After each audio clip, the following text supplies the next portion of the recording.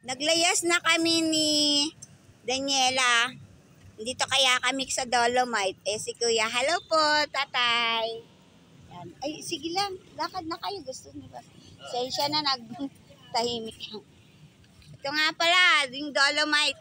Last view natin kasi takip silim na. 6 o'clock na.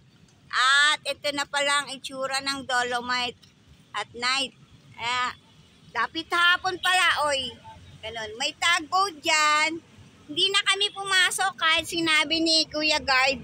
Pwede naman daw si Daniela sa loob kasi nakasarado naman daw, naka-cage. Ayan nga pala yung baon ni Daniela.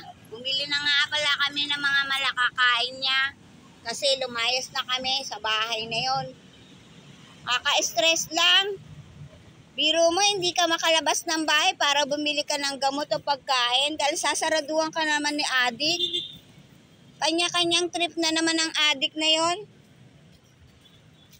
Hindi yung malaman kung sabi niya papatayin niya daw kami at saka yung mga hayop ko. Tinatay na nga niya. Pinatay na niya yung mga iba pang mga sila Gingging, yung mga bata. Bale, sa kanya naman ang dating ng mga karmang yan eh. Di man ako, kaysa naman ma-stress ako sa kanya, mainam na, mas safe pa sa kalye.